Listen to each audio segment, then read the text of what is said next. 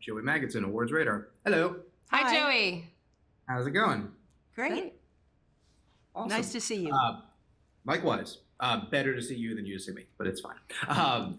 It's so you guys have both been in things that are franchises that have these devoted followings. So I'm sure, from time to time people will stop you and be like, I loved you in this, I love you in that. And it's great. Is there a thing that it's a little more fun to hear just because it's slightly off the beaten path? Like Elizabeth, it would be Zach and Miri for me. Sure. And Sigourney, it would be Imaginary Heroes for me. Thank you. I love that movie. Thank you.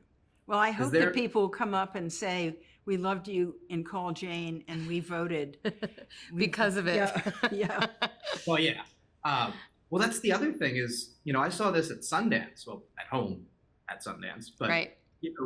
You make it a year before it screens for Sundance, and then you talk a little bit about it, and then 9 months later, like, by the way, remember this? Come back and talk about it. It's a little bit different here because it's so relevant to what's going on, but is it sometimes weird to have to, get back into that headspace when, you've made 3 movies, you've promoted 2 movies, you've, lived the life in between. It's almost like a different world. I don't know, I think when you make something that you're proud of, that you love, that you cherished the time together, this is such wonderful time that Sigourney and I get to spend together right now. So for me, getting to promote this movie in particular feels very rewarding, especially at this time of the year before the midterm election and talking about something that really matters to us. I think whenever, as an artist, you get to work on something that aligns with your values, it's an even more special thing than just talking about Zach and Miri make a porno, for instance, which I do love. Well, and I think it is a very special time. I think that whatever we were, thinking about when we made the movie, probably Elizabeth might have anticipated this more, but I wasn't envisioning a post-Roe versus Wade world where these fundamental human rights after 50 years would be taken away from us. And there's nowhere to appeal. You can't go to the International Criminal Court and say, we think this is unfair. So we as women and we as people around the country have an opportunity on November 8th to make our voices heard, and abortion is on the ballot. And I believe that it is part of women's health care and should be accessible to every woman in this country.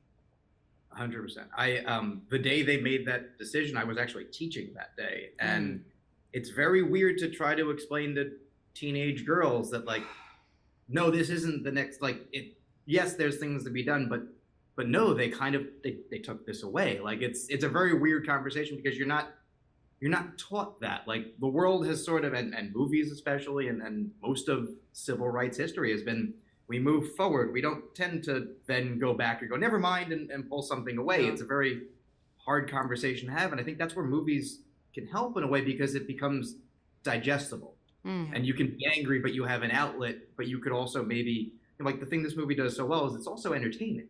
Yeah. It's not medicine, and medicine's important, but if you leave a movie going, I had a good time, but also fuck those people. You really that's the way to go. If you leave just saying fuck those guys, you tend to go want to have a cookie and do something else. Yeah. No, I think Phyllis Naj, our director, did such a good job of taking you into this story by our following Joy and her journey to an abortion that she has to have to save her own life. And it brings her in contact with this group of women who are taking care of each other. And she becomes one of us. And I think Phyllis is very skilled in making Elizabeth our way into this very different world where people hold values that are quite different to Joy's. Yeah. She really has a political awakening in the film.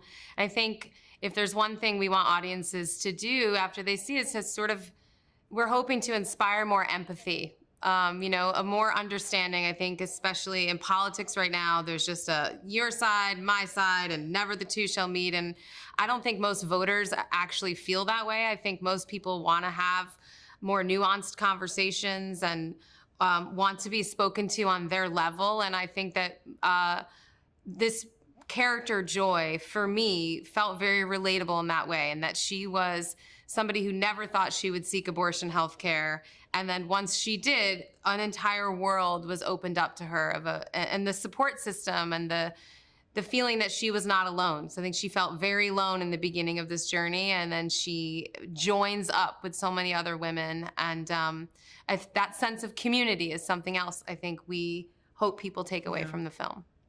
100%. Because I think most political conversations are on the internet now, and that's the worst place to have a conversation, because it's winning an argument, or it's showing how clever I am, and that doesn't lead to anyone helping about anything.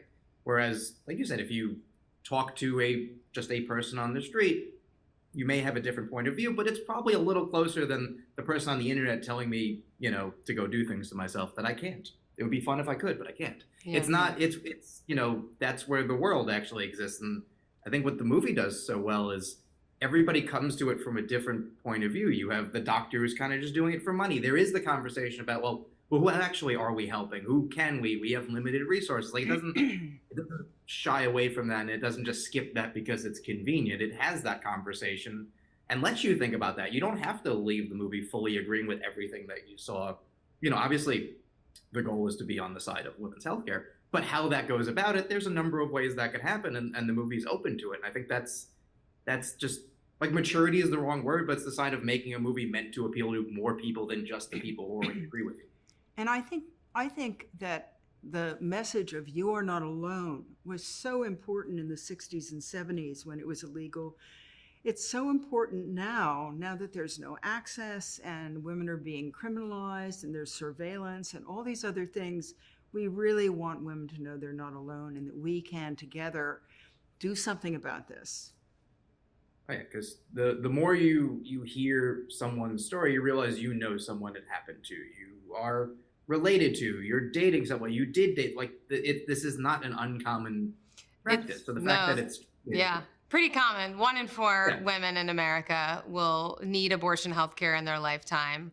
And the majority of women who seek abortion health care are already moms. They're already mothers. So I think this film really helps to normalize it in a way and to destigmatize the conversation around abortion. Oh, yeah. I mean, it's because it also is just that slippery slope to what's next. Like, I have a friend who she went on birth control at 11 or 12 just because it was a health decision. I was having cramps, and this was the way to solve it. And there's a world in which someone would be like, okay, time for jail. Enjoy that. Yeah. And that's insane. But such is the world we live in. And that's why this movie is important, because it doesn't yell. It just shows you, like, look, this is the situation that we were in. Is this really where you want to be? And it's a cogent point. It's just like, it doesn't need to bang you over the head for you to realize, like, no, that's bad. Like, we don't want. It's recent history. There were people who fought against it, our grandmothers, and we don't want to have to. The idea that we have to keep fighting for this thing that was so obvious to so many people that it became a constitutional right, I think we're just in a time right now where we just need to remind people why. 100%. Well, you guys should be very proud of this. Beyond just that the movie's good, that the work that you're doing is important. So that's, Thank obviously you. what, Thanks of course, so much. it's what I think fuels the fire, as opposed to just being proud of the movie, being proud of making a legitimate difference. And, we're a couple weeks away from hopefully there being a difference. Let's hope. I hope so. Fingers crossed. Thank you so much for doing this. Thank All you. right. Thank you. Oh, my pleasure. Thank you.